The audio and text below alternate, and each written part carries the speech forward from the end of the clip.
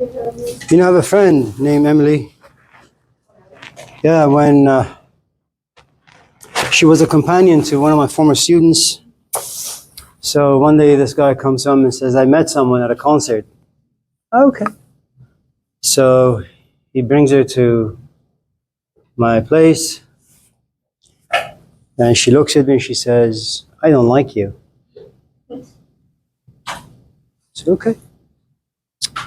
I mean, granted, I used to have her boyfriend come to the house and clean the yard for free. I mean, I would give him grades and extra credit and all those things. Then little by little, you know, she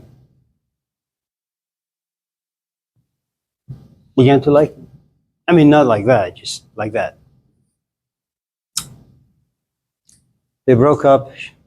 She went back home to Canada, found herself a nice man, got her PhD in religious studies,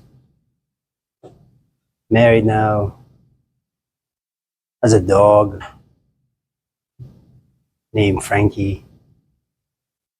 And she's going to come by and visit in a few months. You should come over, the two Emilys.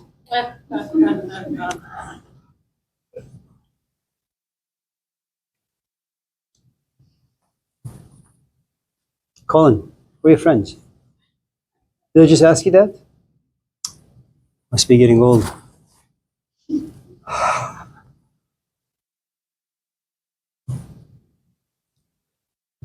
This class is getting smaller and smaller.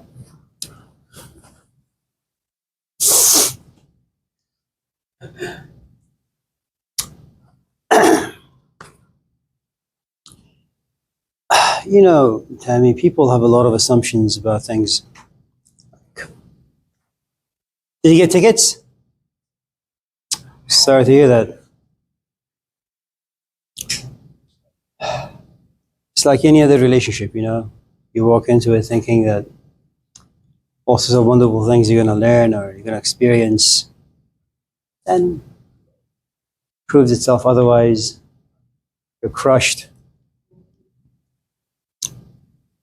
Did you get tickets?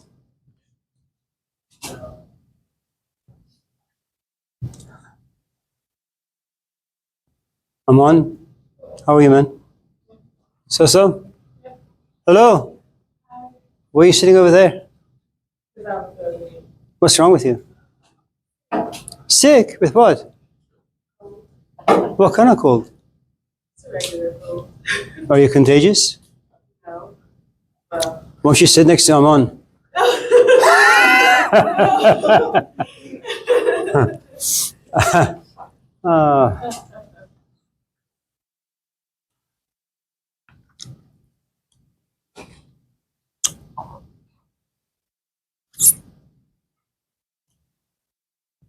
Adrian, you have a job?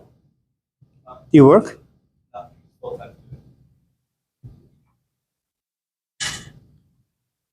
Danielle, how about you? Either one.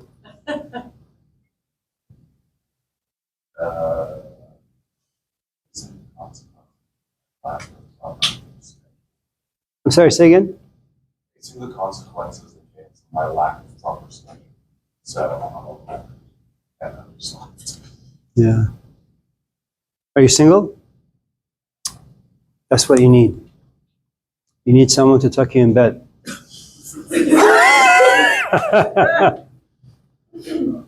I'll consider it. Yeah, good luck with that. I mean, these days, the only people who will do that is a nursing home.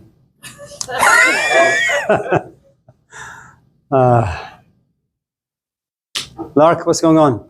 I have a job. You do? Yeah, I'm What- production manager of the venue. What does that mean? I'm the production manager. I just do everything. What's the venue? I'm reading right now. Yeah. Oh, you get paid? Yeah. $20 an hour. Oh, Okay, that's good. That's good for that's just I mean, for a 16-year-old, yeah. When I was your age, I was delivering newspaper, like $1.25. Good for you. Joey, what's up?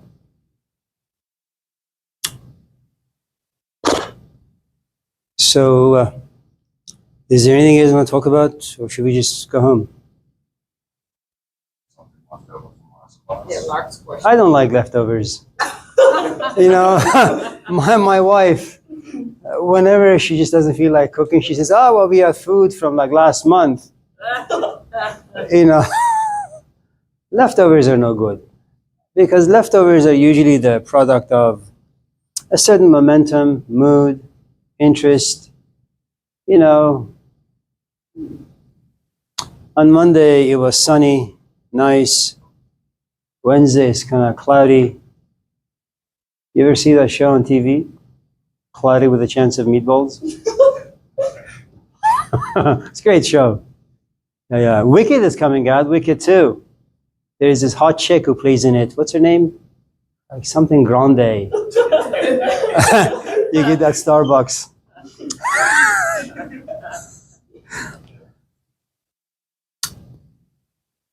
Alex? What's up?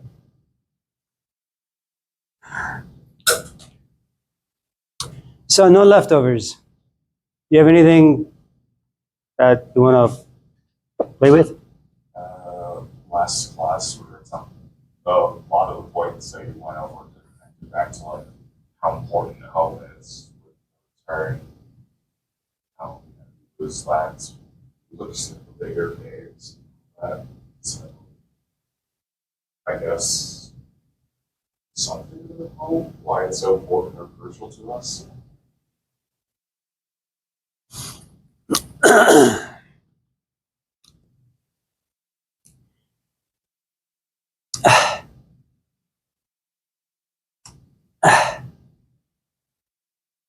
Okay, well, that's one topic.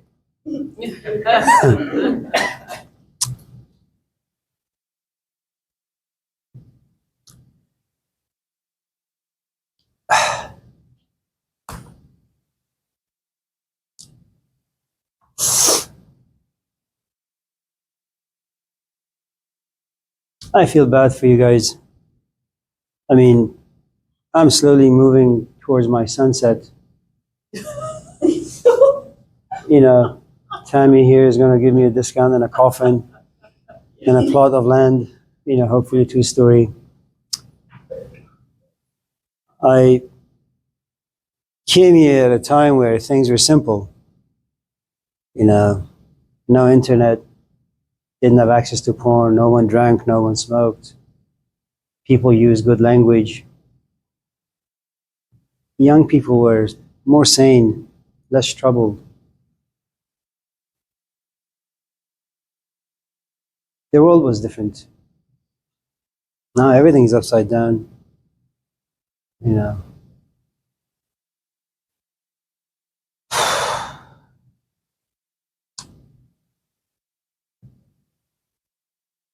Emily, did I tell you I have a friend in Canada?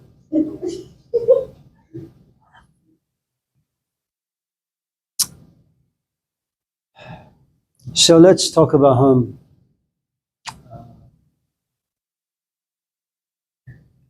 We're not going to be able to directly wrestle with your question or the intention behind your question immediately because there are different ways of looking at what a home looks like.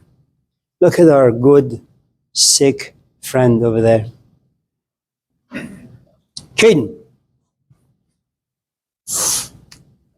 Sometimes you do have a physical home, a structure where you rest your head, you know. And sometimes within that particular space, you look in front of you and there is your companion. But your body has turned against you. And it doesn't matter who's in your life. It doesn't matter what kind of place you live in, if it's a mansion or a 2-bedroom or a tin hut. You just feel bad. You've lost something. And so, you know, you ask your companion for some food, hopefully some soup. You stay in bed for a few days until your illness goes away, and then you feel better. And now you look at your structure differently. You look at your companion differently. You're a bit more thankful about the fact that you've understood a thing or two more about how valuable being healthy is. Sometimes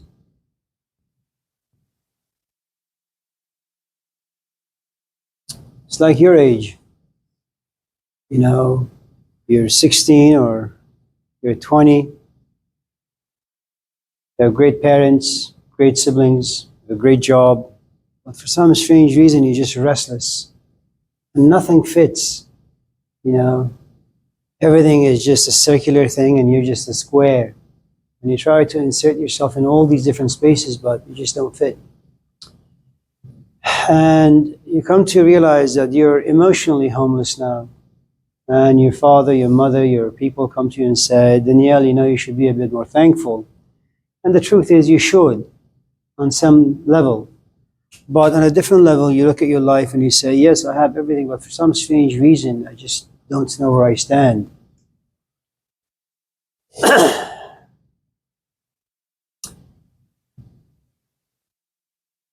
Sometimes you go home and your father is drunk and your mom is somewhere like absent.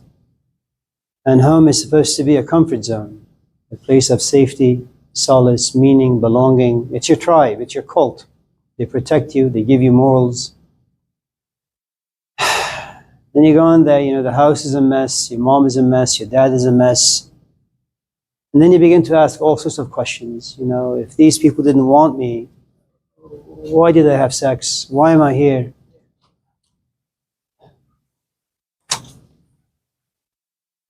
And then you feel homeless.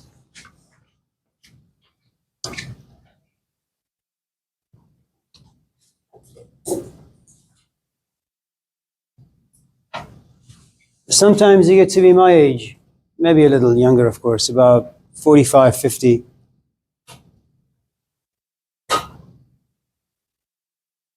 You've been in the Allahu Akbar, Ashhadu an la ilaha illallah. You've been in the classroom for about 30, 40, 50 years. You just don't enjoy to hear the tone of your own voice anymore. You look at students, you feel bad for them, first because they're young. You also feel bad for them because you understand the complexities of learning anything valuable. You also feel bad for them because they live in a political environment that is just poisonous, whichever way you want to look at it. You look at divorce rate, suicide, mental illness, and then you ask yourself, just don't want to do it anymore. Don't want to be married, don't want to have kids. And you suffer from this, what we call a midlife crisis of sorts. It's a really sad place to be. You struggle for 10, 15, 20, 30, 40 years to make a sense of your life, create for yourself a life that's worth living. And then all of a sudden, psychologically, something hits you from nowhere. It's what Freud would call the unconscious. You have no access to it. All of a sudden, you just wake up and life just craps all over you, and you don't even know why. So, this idea of having a home and feeling homeless, I suppose you could consider it this way. There is a physical home that deserves a good amount of consideration. There is an emotional home that's also very, very necessary. There is also an intellectual home where there is purpose, there is meaning, there is a sense of belonging. And then there is, for those of us in this class who have some religious components to us, there also needs to be a religious home. Remove any of those components and you're lopsided. It's like a car that has one or two flat tires and just won't move. Having said all of those things, I have completely forgotten your question.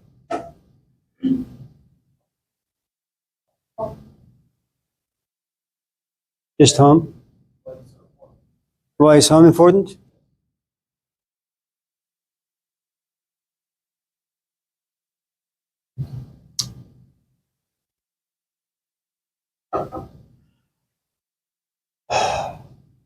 As for most things in life, there's a good amount of illusions, or as the Hindus would say, a good amount of maya that occupies our mental space.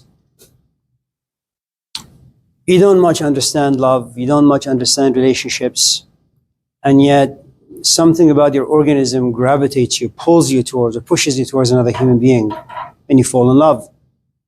And that person becomes your home. Without them, you won't survive. Without them, you're restless. Without them, you're confused. Without them, you're angry. In relationship, there are two very, very important components. Well, three. One is you have normal days where you're just sitting there watching TV, and that's fine. Then there are moments of expansion that you look at your companion and you have butterflies. You want to go somewhere and steal some flowers and give it to her or him. And then there are moments of contraction where you just miss them so terribly. In moments of expansion, you have entered the Garden of Eden. Paradise is at hand. In moments of contraction, you clam up because you miss them so much. And when contraction, expansion are not there, things are relatively okay. You survive.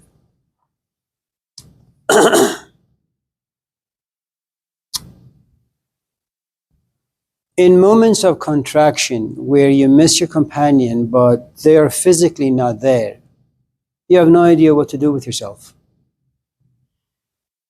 They're formative years, and it's something that I think we've talked about many times in this class. It's from the age, let's just say 0 to about 10,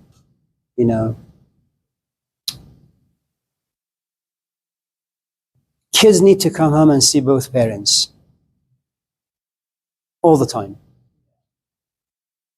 They need to know that when they cry, their mom will just run towards them.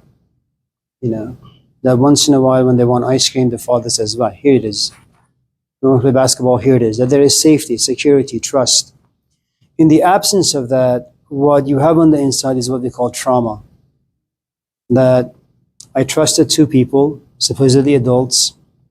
At every corner, I realize I'm being betrayed by these people. I don't know why. Am I not loved? Am I ugly? Am I unintelligent? Am I this? Am I that? So the forces of the outside impact you psychologically, and then you self-punish. Is it because of me that my parents are divorcing? Is it because of me that my father ran away? If you watch the last Rambo movie, John Rambo, there is this girl, for some strange reason, at the age of 15 or 16 or 17, she's missing her father very much. So she goes to some place in Mexico, knocks on some door. This man opens, and the father looks at her and says, what are you doing here? And he says to her that, I never wanted you. I am not your dad. I don't want to be your dad. And what you realize is that this is a young woman who's gone to Stanford, to Yale, is a CEO of a company, has lots of money. Look, Kendra. Has all sorts of things. I mean, she has a nice physical home, but emotionally, she was repressing. And eventually it just kind of explodes, erupts. And she goes looking for answers, only to realize that the answers given to her are not the ones that she was looking for. So she even feels more homeless. Because later on in the movie, she goes out with her friends, she gets drunk, and of course she dies, but that's for a different day.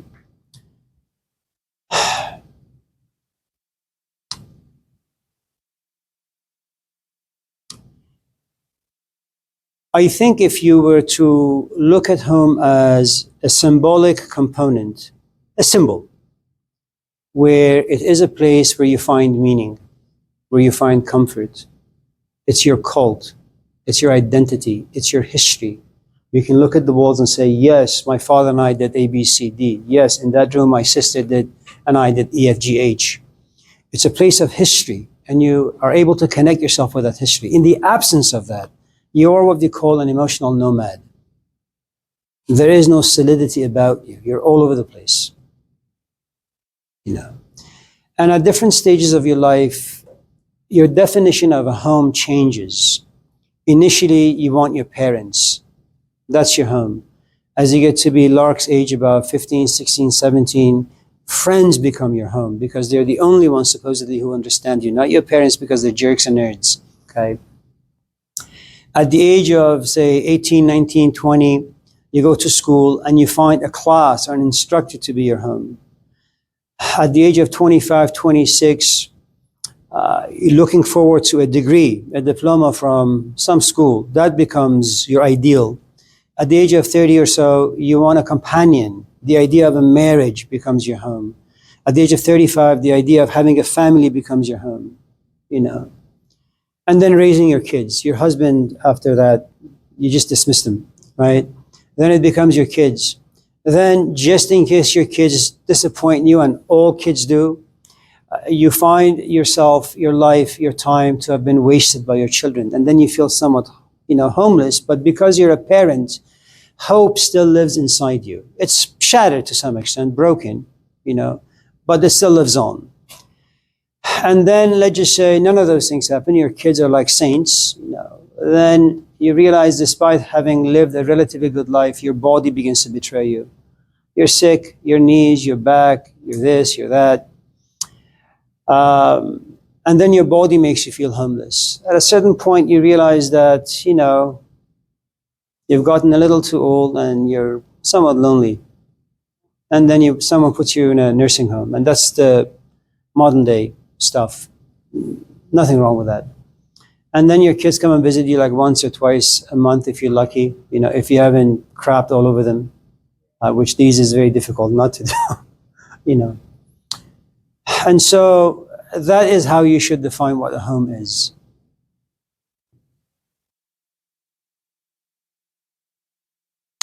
Sometimes in the next couple of weeks, perhaps it'll be a little colder.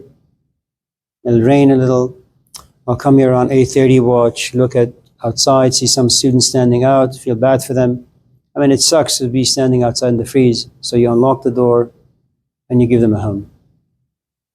So anything that can give you somewhat of a shade where you can rest and be comfortable for 10 minutes, that's good enough. Woody Allen, did we talk about this? Colin, did we talk about this? Your friends are here.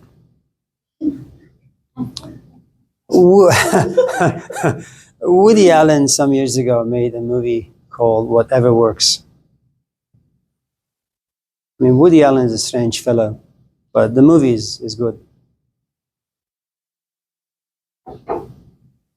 Whatever works, man. It's difficult to be in a committed relationship these days. But if you can have a good time with someone in peace, honestly, earnestly, for 10 minutes, good for you, do it. All the old school philosophies of life, they no longer work. Different time, different age, different people. Adrian, yes. Tyrell, are you writing a love note to Ariana Grande? I mean, your pen is moving so fast. It reminds me of a poem I read some time ago. چون قلم در می نوشتن می شتافت چون به عشق آمد قلم در خود شکافت. Do you remember that?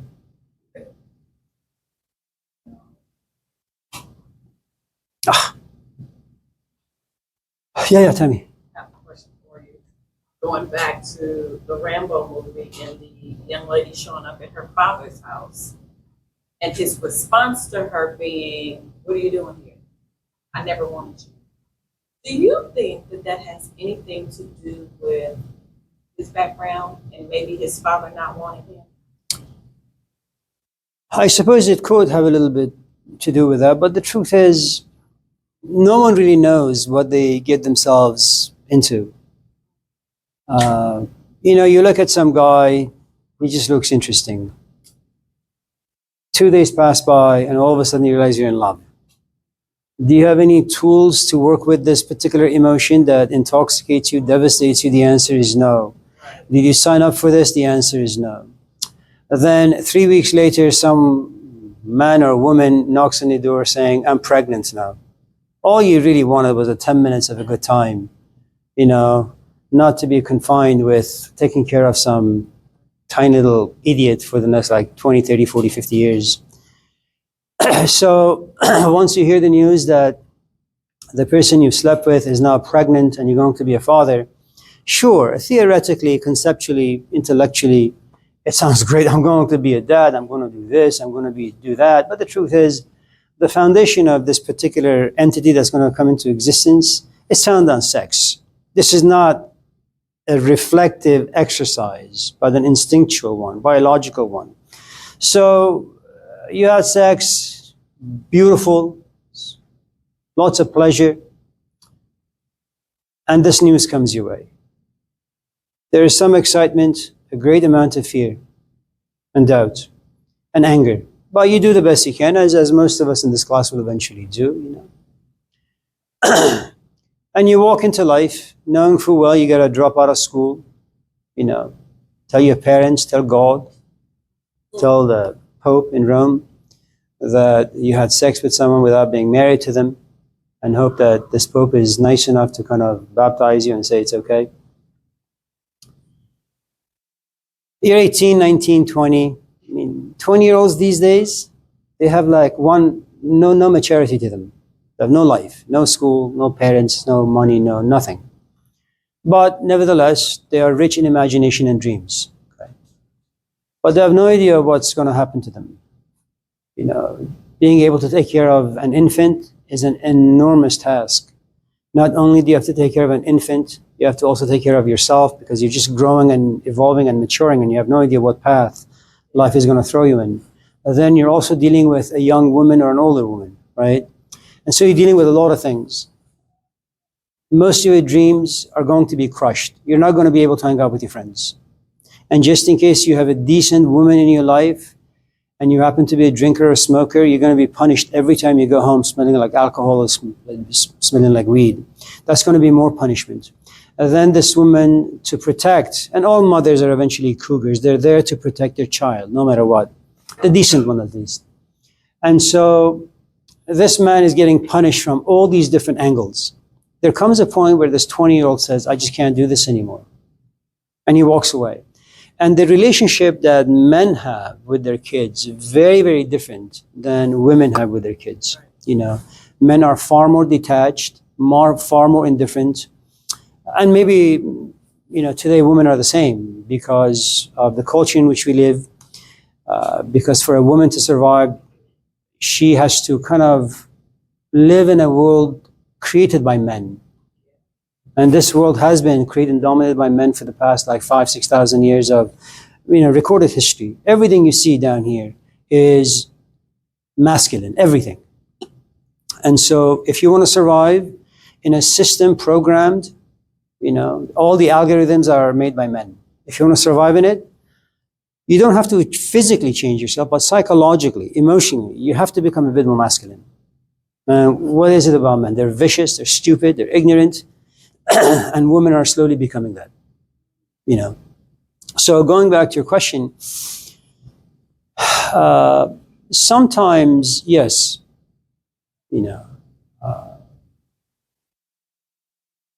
you haven't really resolved all the stuff that took place in the past. You suffer from that. Oftentimes, however, you're just not mature enough to walk into life. And it's something we talked about before. I think we are the only animals on this planet that need to take so much time, need to make so many mistakes, and hopefully learn from them to eventually understand. And by the time you understand anything that's worth understanding, you get to be my age. And at my age, you can't go back in time and fix anything. You're too old, you're too tired, So the only thing you can do is just, hopefully be able to find some friends, be a bit more reflective, a bit more mindful, use language the proper way and express your ideas and experiences. That's all you can do. The other thing is if you look at the Old Testament, the 5th commandment, thou shalt honor thy parents. I think the best way to look at that particular commandment in the Old Testament is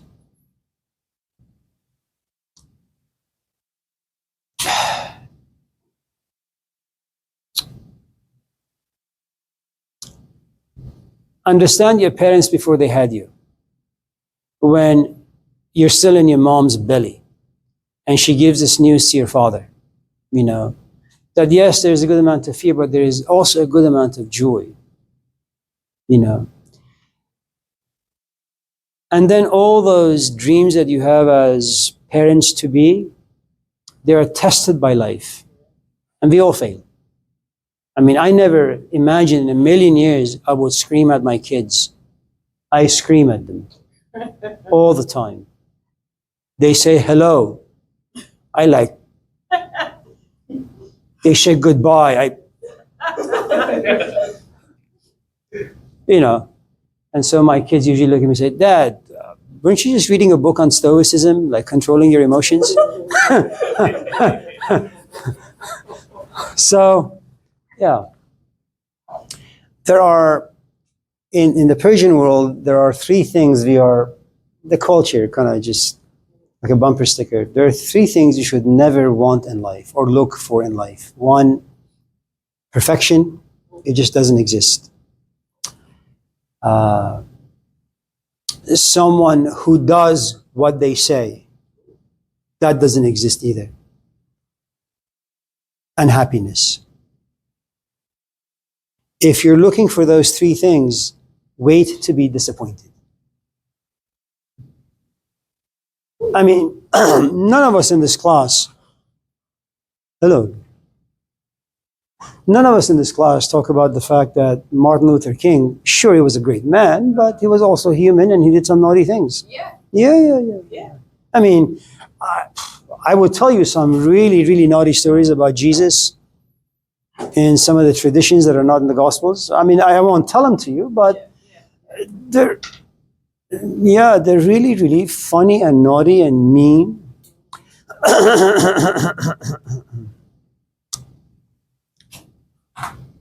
So, Lark.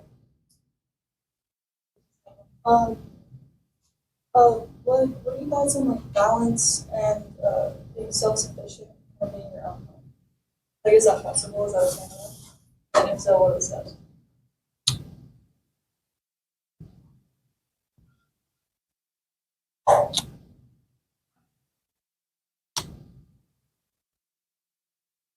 So when my kids were born, when my daughter was 6 months old, I realized I just don't have the patience to be around her that much. So every time I was forced to be around her, I gave her my cell phone. This is like your second father. And so sometimes she would run to me and say, Dad. I would go to give her a hug. She says, no, I'm looking for the other dad. So I would give her my cell phone. And so now when I walk home, I realize that she's very sufficient. She's on the computer, watching this show, that show. But that's a false sense of security and sufficiency, because when she gets to be 10, she would probably need a boyfriend. I mean, that's the way this culture is, moving towards. But she'll come to realize that she's addicted to cell phones, technology. The idea of moving her head upwards and then looking at another human being, that's a talent she no longer has. So we have to send her to a therapist or some place to do some rehab so she could get away from the cell phone and start being more social, okay? The idea of self-sufficiency, it's very, very complicated. You could be 7-Eleven. That's fine. You have a limited amount of space. You have a limited number of shelves. You can only put certain things on on the shelves. And then there is Costco. Okay.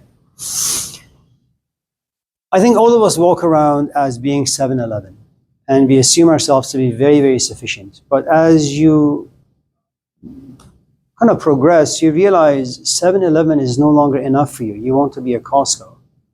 There is money that's needed. There is a car that's needed. You need to have a diploma. You need to have a relatively harmonious interior. You need to be able to manifest or express that outwardly in a relatively decent, mature way. You need to be able to pretend well. You need to be able to generate conversations even though you don't like those particular, conversations with certain people. And so every time you find yourself in a hostile environment, your insufficiencies begin to kind of leak, and you won't like yourself because of those. But then you retreat.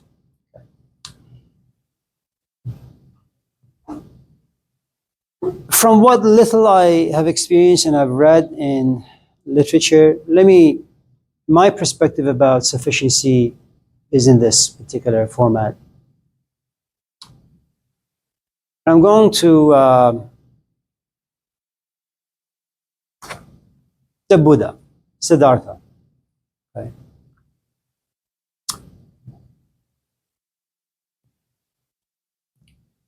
You have a young man who loves his parents, and his parents love him. Emotionally, he has a home, and it's a good home. It's a healthy home. He loves it. Physically, he's healthy. And physically, he's ignorant. In other words, he's healthy, he has eyes, but those eyes don't see. So he's not bothered.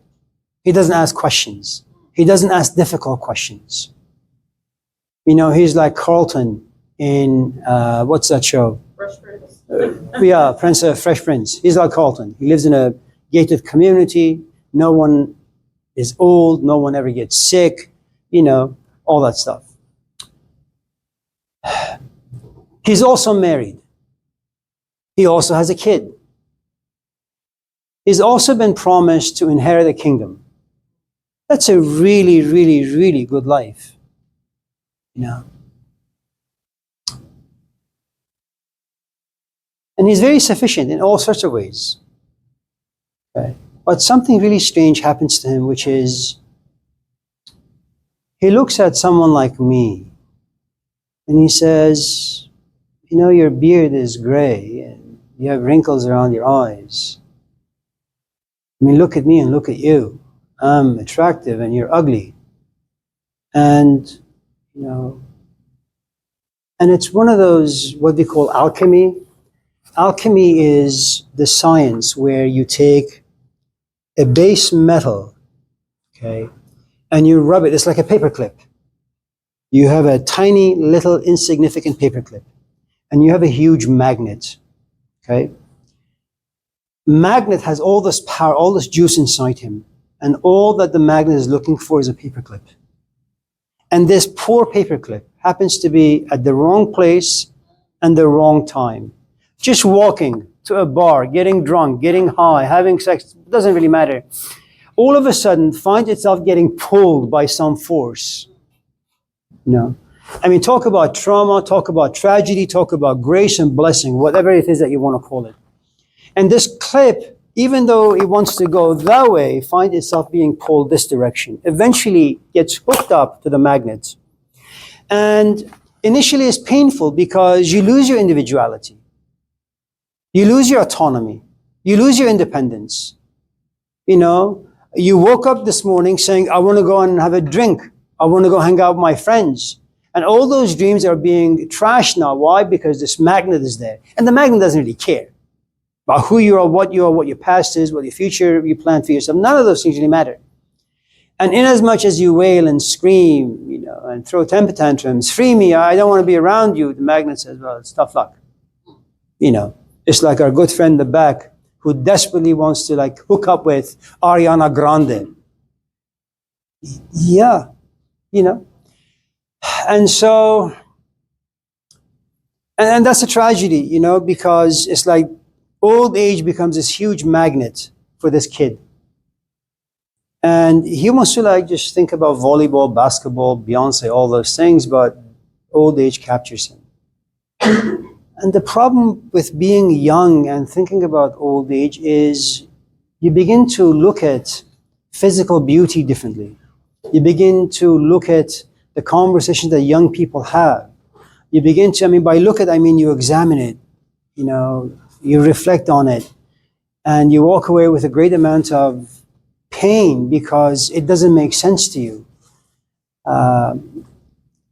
You may be 16, but once you begin to reflect on these things in a very serious way, you're no longer emotionally a 16-year-old kid.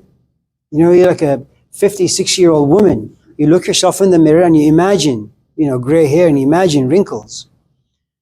And so he walks away having left parts of his youth in the hands of old age. He can no longer act youthful. he's a bit more somber, a bit more reflective, a bit more serious. Then he runs into me again. And remember, every time he loses part of his history, he becomes a bit more insufficient. Okay. He runs into me again, or runs into our good friend Kim over there, and look at her. She's coughing, and she's sweating, and she's vomiting. I mean, not that.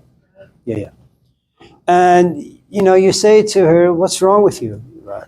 I got sick. Why did you get sick? Well, I exchanged salivas with someone, like a rat, And so I'm sick, and so sick, I'm young, I will never get sick. I mean, do you really think that Abi, myself, Tammy, Kendra ever imagined ourselves to be like over the age of 30 or 40 or 50 or 60? No, I still do things as if I was 20. Then 10 minutes later, my body slaps me saying, the hell you doing, man? Right. And so the way she expresses sickness to me, she steals another part of me that looks for joy and happiness and pleasure.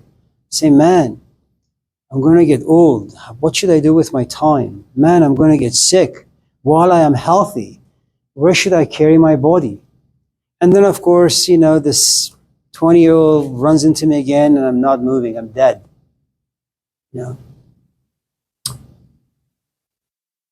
And so there comes a point where you realize that the life you had, your definition of pleasure, self-sufficiency, love for your parents, because every time, I got to tell you, every time you go home to your parents, to your boyfriend, to your girlfriend, to your kids, with a question that has depth, it's something that Sigmund Freud had talked about. He loved his father. And like all of us in this class viewed our parents to be our first heroes. Then as they're walking in the streets, his father gets pushed around, and he expects his father to stand up and fight, and he doesn't. There was a movie, Tobey Maguire. You guys know who he is? He's like the original Spider-Man, right? He played this movie with some guy. It was like a military soldier movie. And so he's captured by these goons, and he's getting beaten up. Now, I'm just a regular chap having my popcorn, my Subway sandwich, and watching this movie. And as he's getting beaten up, I say, this is not Tobey, this is Spider-Man. Right. But he's playing a completely different character. And I had to kind of force myself to look at Tobey Maguire in this movie, playing a different character, not as Spider-Man, but as a soldier who's getting beat up by some Iraqis. Okay. And so you realize that for the past 10, 15, 20 years, you've deemed your father to be a hero, but this new space has appeared, and you find your father to be completely insufficient. And then you remove him from this pedestal. Say, no, I don't think my father is all that. So every time you take something very serious to your boyfriend, to your girlfriend, to your whatever, you find them to be insufficient, and that makes you feel insufficient in the relationship. There comes a point that despite having everything that all of us in this class desire in life, the Buddha says, this does not make sense. I have a degree from Stanford, yet I feel uneducated. I am married, yet I feel alone. I have parents, yet I feel orphaned. And you realize the sufficiency you felt for the past 20 years, they've been a mirage. My brother's name is Iraj, but for some strange reason, Americans can't pronounce it the right way, so he just goes by Mirage. So he goes on this quest, which is, since physical life can't give me answers, since my parents are dumb, and money is dumb, and marriage is dumb, and kids are dumb, everything is dumb, maybe I should become spiritual. Comes to realize that too is stupid. All right, so you have an out-of-body experience. What then? You walk around talking to people, assuming that you have something to teach, and they assume that they can actually learn. Another cave you walk into, and you deceive yourself in all sorts of ways.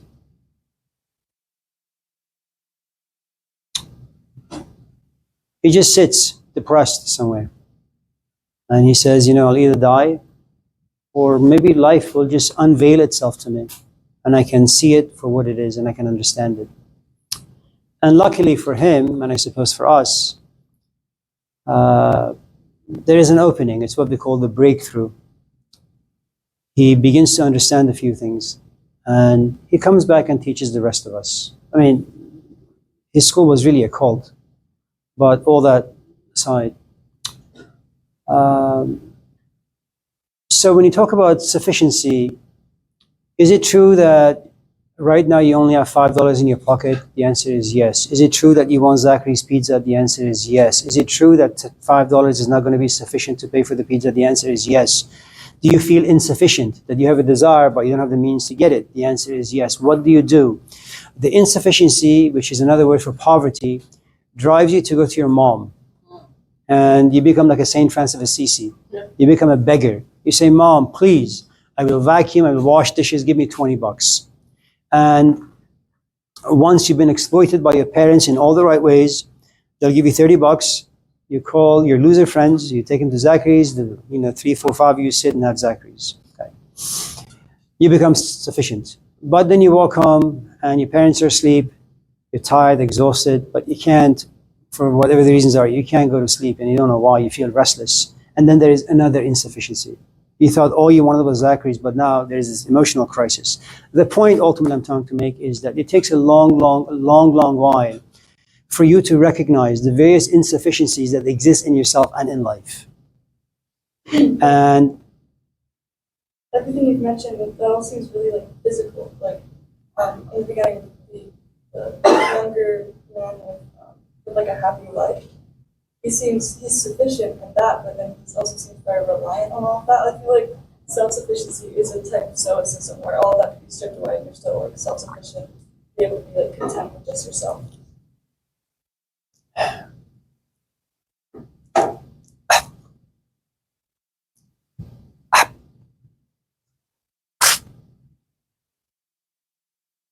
I don't like my kids.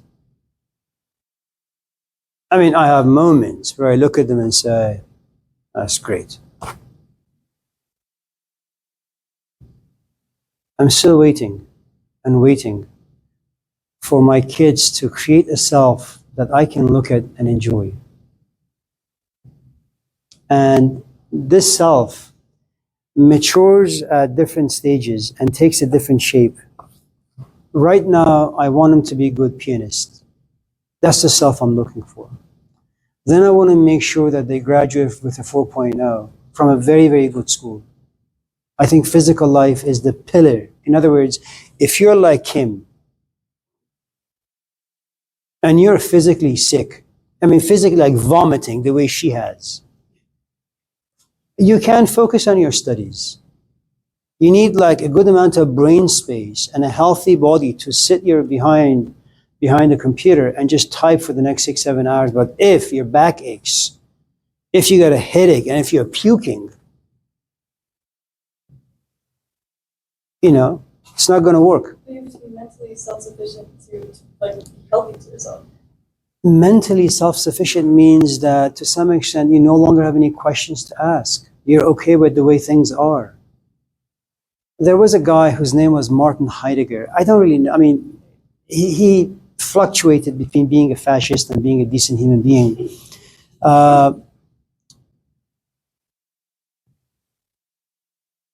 And despite all the awful things that people say about Martin Heidegger, the truth is there came a point where he was stripped of all of his social and political advantages, and he was given a shovel to dig ditches.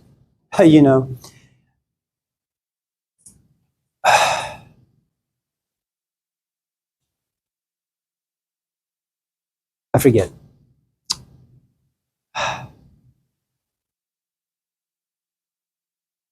Oh, yes. But its time has passed. Good luck.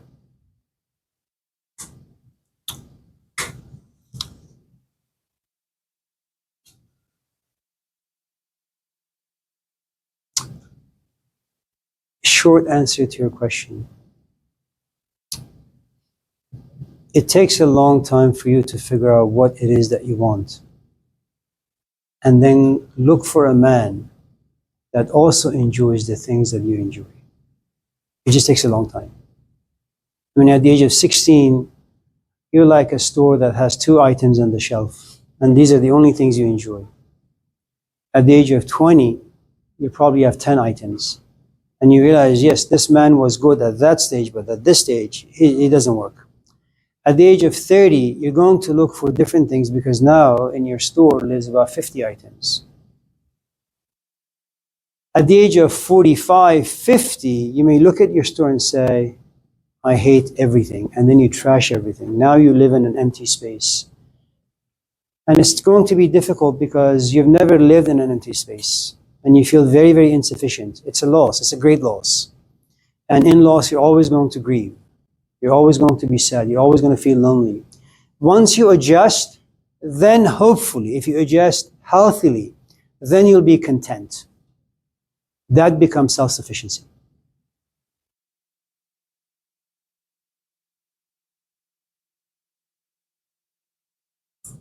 How do we deal with disappointment?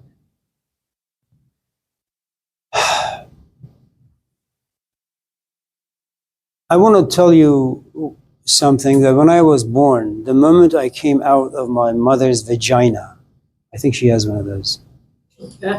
My father came to me, whispered into my ears 4 lines. به کشت خاطرم جز غم نرویه. به کشت خاطرم جز غم نرویه. به باغم جز گل ماتم نرویه. به صحرای دل بی حاصل ما گیاه ناامیدی هم نرویه. And that's the difference between a culture that's young and a culture that's old. You know, it's like, forgive me, it's like a 16-year-old coming to you, Tammy, and say, I am so in love. And you look at the 16-year-old young man or young woman and say, oh, you haven't seen anything yet. Enjoy this tiny little story. Cherish it because life is going to steal it, you know. And you're going to say, love is not what you think it is. Just wait. And then you walk by because that's all you need to say.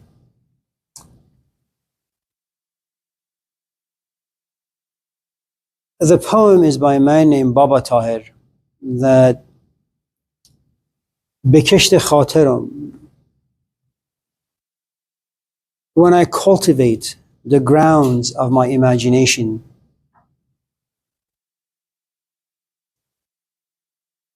all the seeds that I sow are of sorrow, sadness. به باغم جز گل ماتم نروید. That when I look at my garden, all the trees and flowers that grow are of, how do you say matam? Matam means like grief.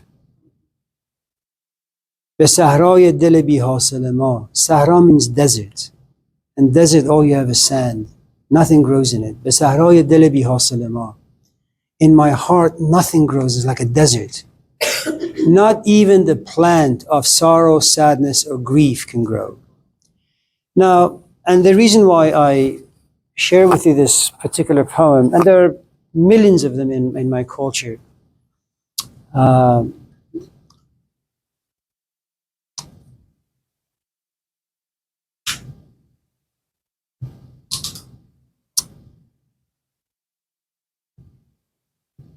when you walk into life, you know, it's like you've been married 5 times, and this is your 6th time being with someone and you're planning to marry. You've tried 5 times and it's all failed. Is it true that you want to get married again? Absolutely. Do you have fantasies about it? Yeah. Are you positive? Yeah. But are you mostly negative? Absolutely. And that's what this poem is. When you live life long enough, you realize most of it really is disappointing. Now, your question is not really about that. So, I'll give it to you in this other way then.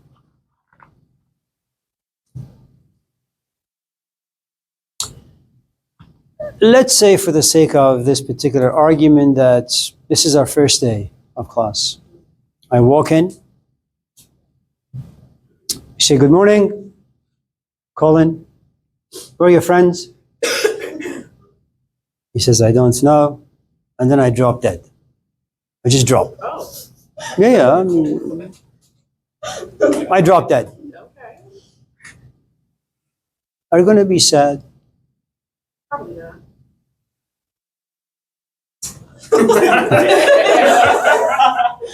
You're a woman of great empathy.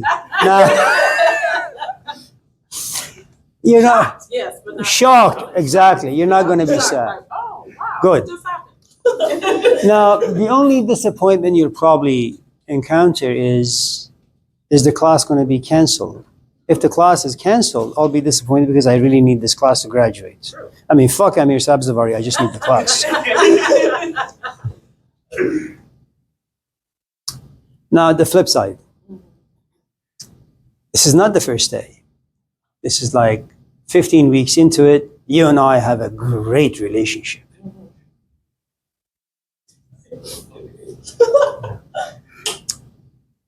And then, as we're like having a conversation, just you and I are in the classroom with other people. Right. But it's just you and I in the classroom with other people. Colin and his friends don't exist. Right?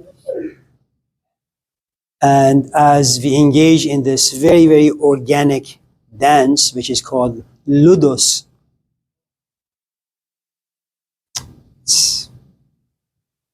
I flirt with you and you flirt with me. And it's innocent. Yeah. You know, it's like Christian flirtation. I'm only interested in your soul. Now, then I drop dead. Now, yeah, it's different. So, Yeah.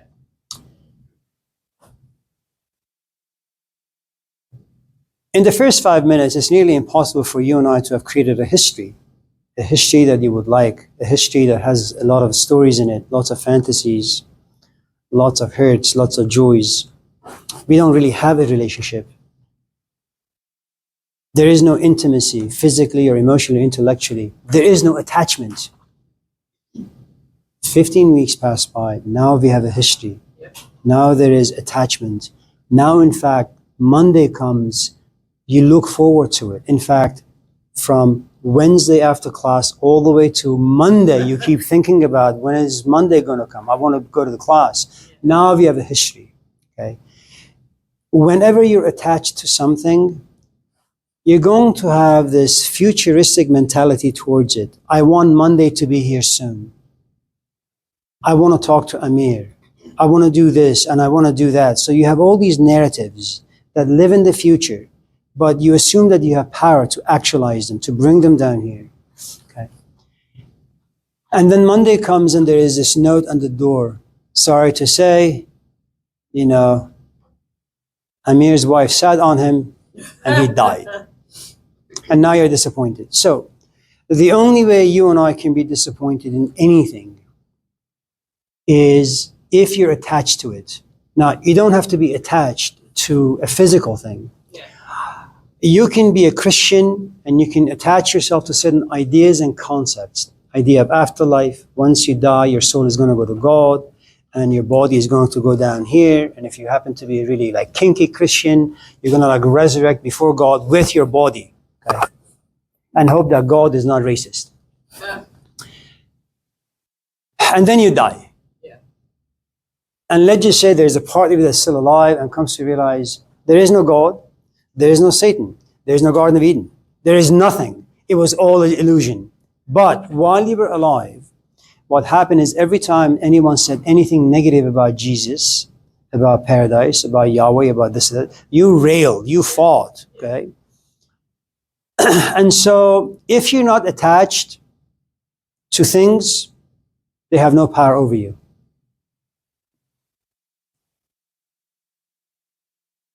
If your next question is, how does one form a detached state of mind to walk into life? That's a very, very different question.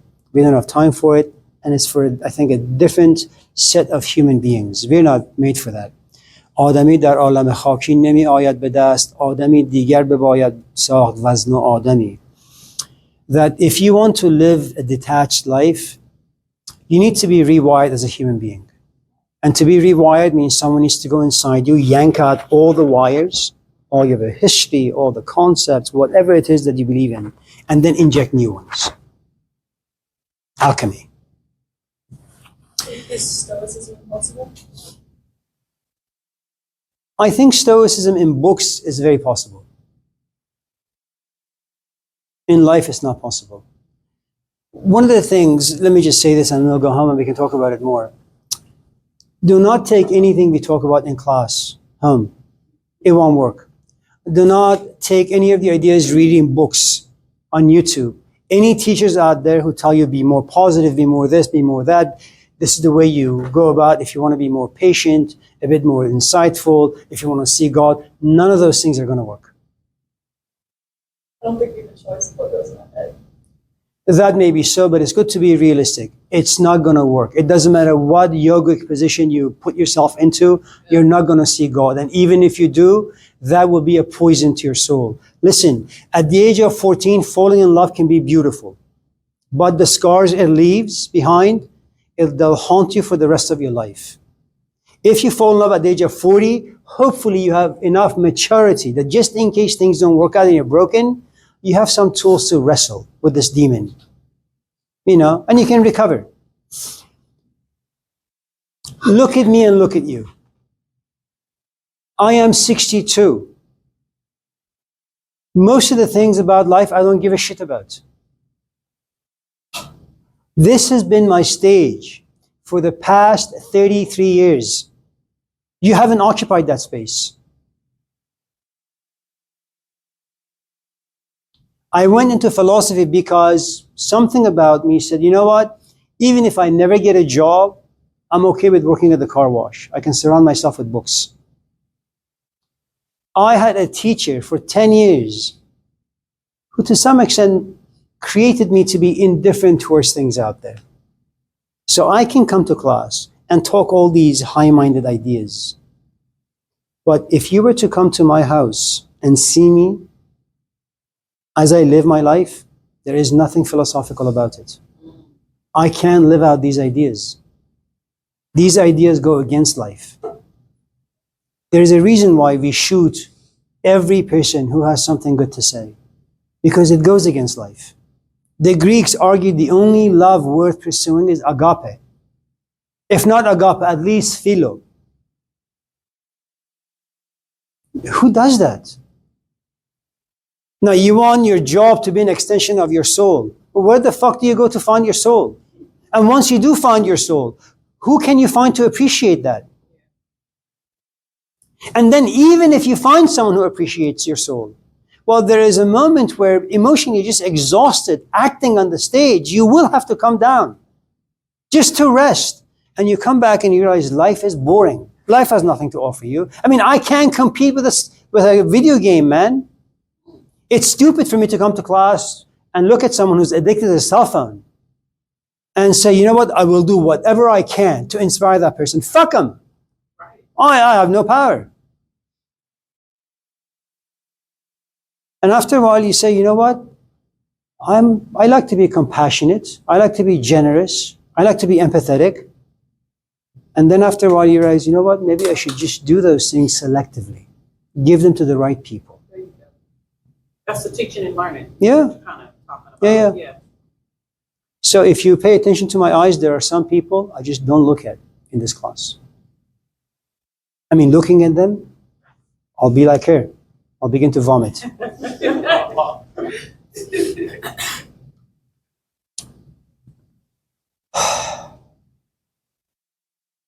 Well, it's very good to see all of you.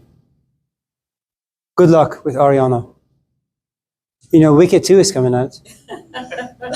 They're talking about Wicked 3.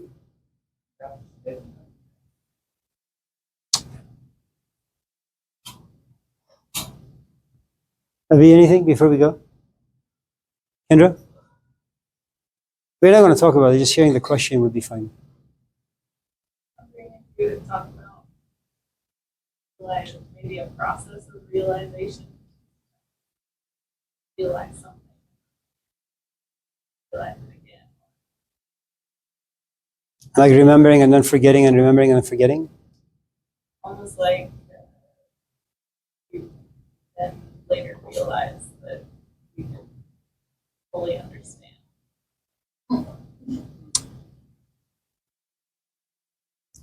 Abia and I had a friend when she was 18, she came to my class, and she came to my class because David Long, who was a professor of philosophy at Sacramento State, said to her, why don't you go to this idiot's class and just sit there and see what he's talking about? After 17 or 18 years of a really, really healthy relationship with David Long, he would come to our gatherings almost weekly, and we would go to this Persian restaurant and sit and eat food for like 10 hours. He writes me an email saying, Amir, fuck you. I don't want to be around you ever again. He was approaching, I think, his late 60s. I was still, relatively young. I couldn't understand the message, and I couldn't understand the tone of the message, and I couldn't understand why someone at that particular age, having taught philosophy and being around people and being such a nice man, all of a sudden would be transformed in this particular way. I couldn't understand. And when he emailed me a few times to apologize, I just deleted the emails without even reading them. Those episodes happened that particular episode happened about 25, 26 years ago. I am now 62, soon to be 63. I'm beginning to understand why he sent me that email. Oh, wow. But it took 25 years. There are things we don't just have access to, and it has to do with our experience, our age, our position in life, and certain things that we ourselves are occupied and interested in and with. And as long as you have those limitations, you have blinders. You're right on time.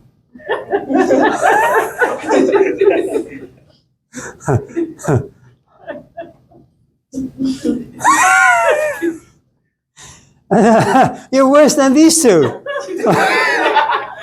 was in a meeting with the counselor. I wanted to see if I could Cancer, yeah, Lainey? free. They will always lead you astray. I mean, they're great people up there. She's actually free. Is she young or old? In between. Yeah, she's on the younger side. She what? She's on the younger side. So, yeah. But it usually takes a time. It takes a while. Always remember the saying from one of those ridiculous gospels, you can't make the grass grow by pulling it. I want to understand Socrates, and I keep reading and reading and reading and reading and reading, thinking that at age 25, I will get it. If I was to tell you a real life story, I would say it this way. I wanted to be the youngest traditional singer that the Persian world had ever seen. I practiced singing, traditional Persian singing, every single day for 11 hours in Roseville. After the car wash, I would go to the forest and I would just scream because you need certain muscles. That zealousy, pulling so that the grass can grow, it eventually gave me nodules. And I couldn't talk. And every time I spoke, it would bleed, and then it would create a good amount of pain. I had to go get them frozen, get them scraped off, and then I was mute for about, 2, 3, 4, 5 months. And the point I'm trying to make is that we mature very, very, very slowly, very slowly. And in as much as most of us in this class have this passionate desire to become the next Karl Marx, the next Malcolm X, the next Socrates, it really happens without you knowing. And sometimes it never happens. If someone is not in love with you, you can't force them into love. The best you can do is just hang out with them.